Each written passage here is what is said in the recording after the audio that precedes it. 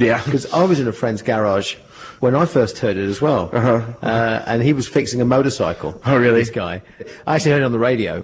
And I went, wow, what is that tune? And I listened and listened and listened and listened. And he said, Richie Blackmore's Rainbow. And I went right out and bought the record, Rainbow Rising.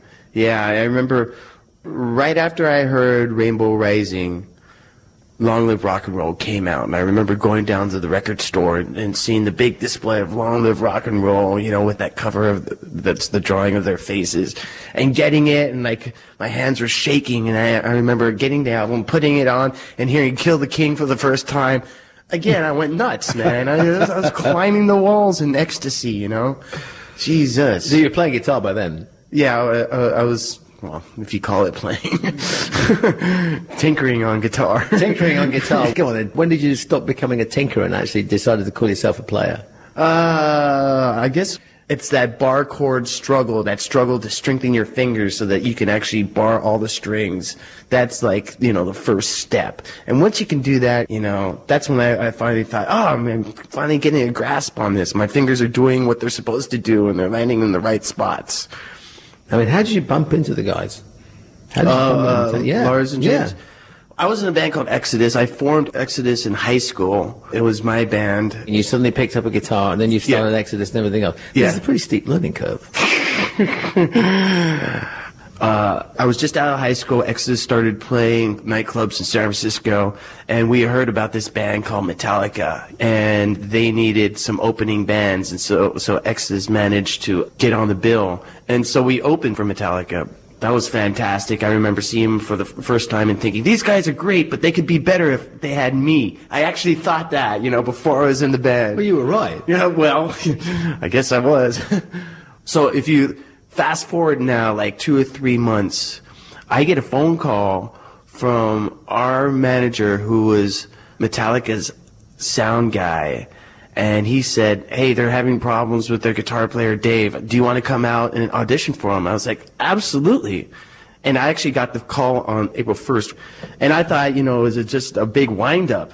Until he called me a couple days later, and I said, are you sure this is the real deal? And he goes, yeah. So I flew out. Your manager in Exodus got you the gig in Metallica. Yes. Did he get commission? Let's not talk about that over the air. You know, James was pretty straight about the whole process that you went through on St. Anger and everything else. James has done the whole shooting match. Right. And obviously that's what he needed to do. Mm-hmm. Does that throw up any strange tensions within the band sometimes? No, I don't think so. James is really together. You know, he's not preachy about it. He's not the kind of guy to demand that everyone on the crew, like, not drink. Or, you know, he recognizes it as his issue and something that he needs to deal with, and he's dealing with it. Okay. And you know, he's great about it. And I got to tell you, a sober James Hetfield, he's 4 times the man that he was. So, Kirk, I'm going to ask you to pick your favorite track. That's a hard one. Go on, pick your favorite child. That's a tough one. Hallowed be thy name? Wait, that's not on here. That's not on here, is it? No. Yeah. You know, I would say the Judas Kiss would be a good one to pick at this point. That's a good choice. All right. That's great. Thank you very much for coming on the show, and I think you've got more important things to do right now.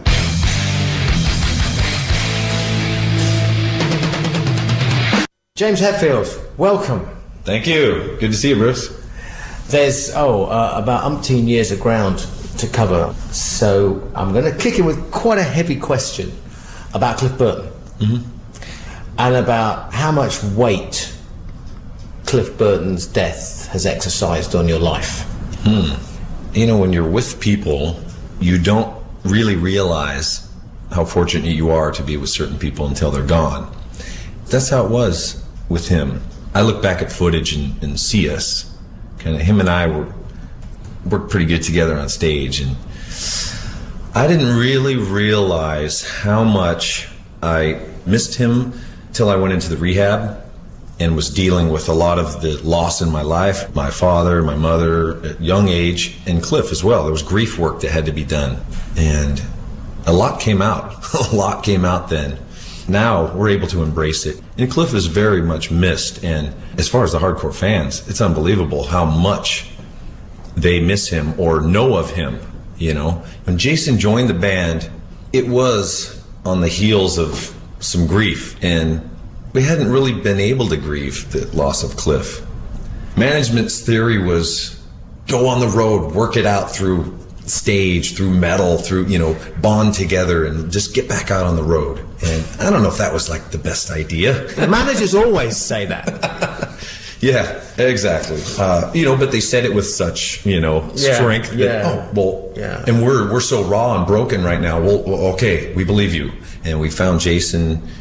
He was the best player. He could sing. He wrote songs. You know, he led this other band, and he was a big fan of Metallica. That was probably one of the main parts of his hazing. You know, we were trying to beat the fan out of him. It's like, dude, you're one of us. Step up. Quit being a fan.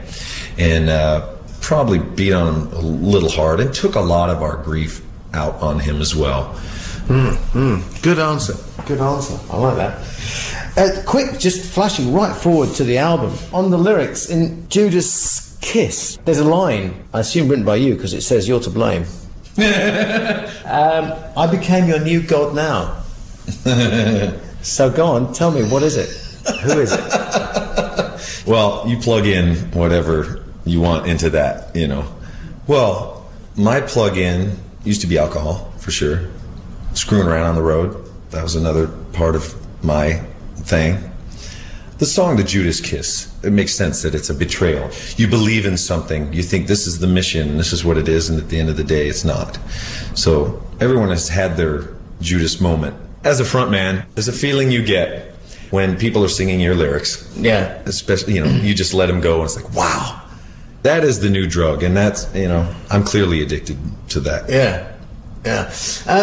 I mean, on the subject of, you know, addiction and rehab and everything else, Some Kind of Monster, I think it was Ian Gillan who said, all musicians are subject to sudden bouts of enthusiasm.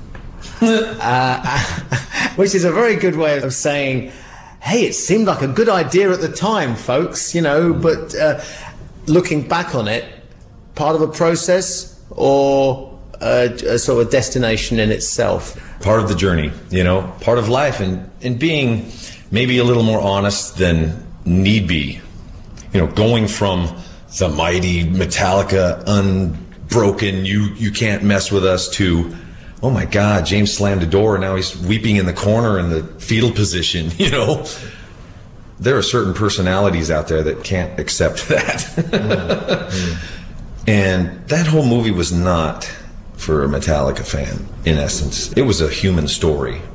But I think exposing the weaknesses has made us certainly stronger. We have learned a lot about each other through the movie. It's been an amazing mirror. And Metallica's always been a big target. And I'm not sure if there's any other bands that are a big a target or have taken as many shots as we have. We put our heart out there, and we're honest with what we do, from Kill 'Em All to now.